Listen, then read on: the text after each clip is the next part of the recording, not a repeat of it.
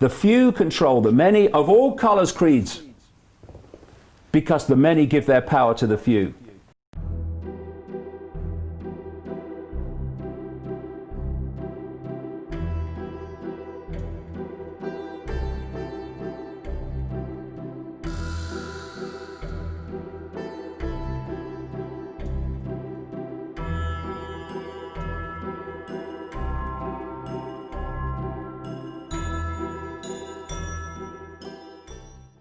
What has happened in the system that we have is that it's been completely hijacked financially by a tiny few people.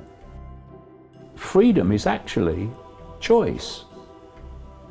The more choices you can make, the freer you are. The fewer choices, the less free you are. And what dictates the choices in the system and the world that we have today? It's money. So if you're the cult and you want to take people's freedom away, then you take their access to money away because you're taking their access to choice away. This cult has achieved economic dominance on an ever more extreme scale, thus dominance of the choices and freedom of the population, by creating a situation in which they can lend money that doesn't exist, called credit, to the population, and then charge interest on it. And taking as collateral wealth that does exist, land, resources, homes, businesses, and if the population doesn't pay back the credit money that is a figment of the imagination,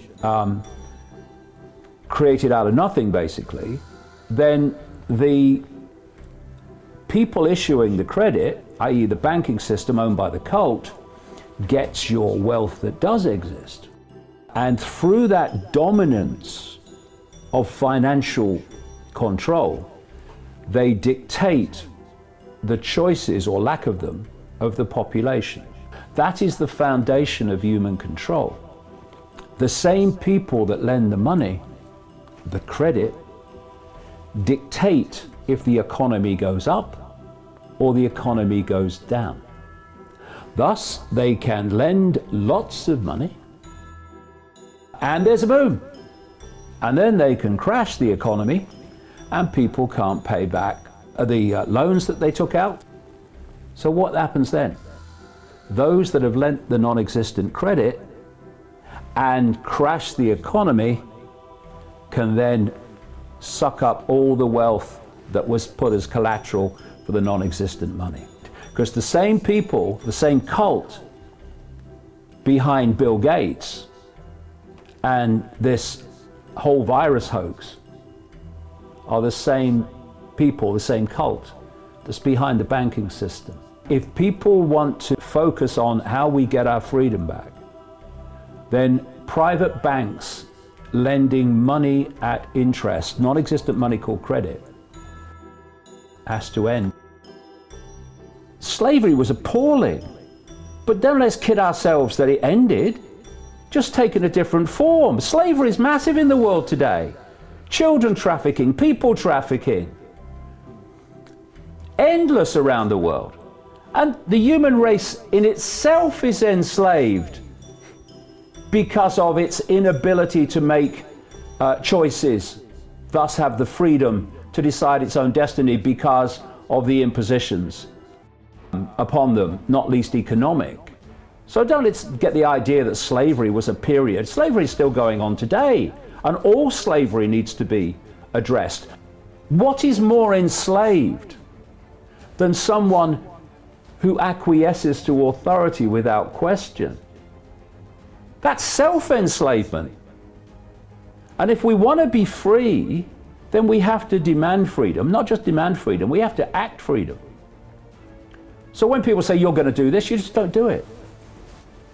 If you think this is enslaving, or this is enslaving, or this is destroying my freedom, legitimate freedom in a free society, like you must do this, you must do that, you must wear a mask, then if you acquiesce to it, then we're enslaving ourselves.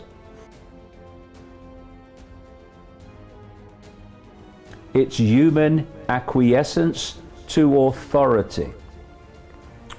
And authority takes many forms.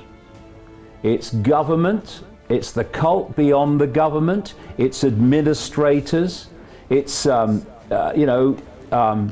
security guards.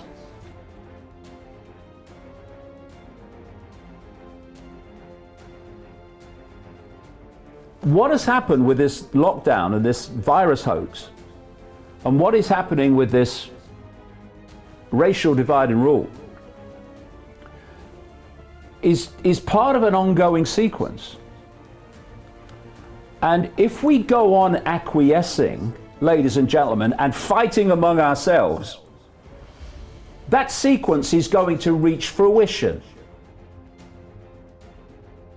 We're going to be given a series of shocks and upheavals, challenges of various kinds.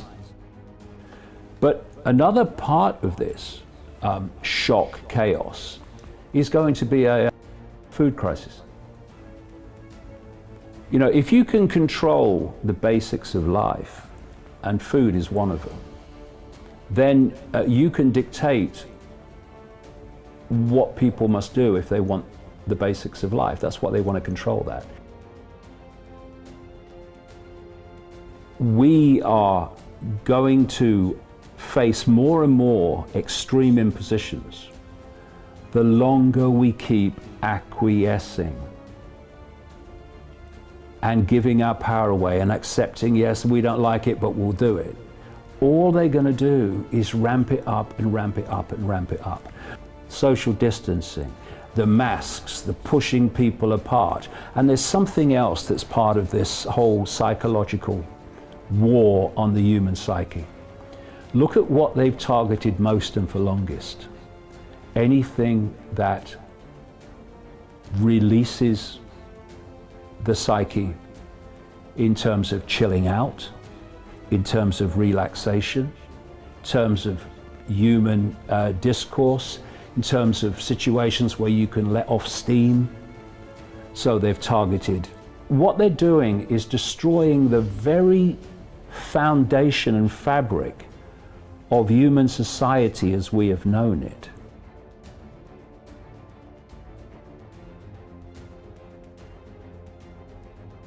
You can look for a solution, and you know, where do solutions usually lead? They lead to more problems that need more solutions. You see it all the time. Now, what's the best way to remove a problem? To remove the fricking cause of it. You take away the cause of a problem, don't find a solution to it, take away the cause, and the problem must cease to exist because its cause has been deleted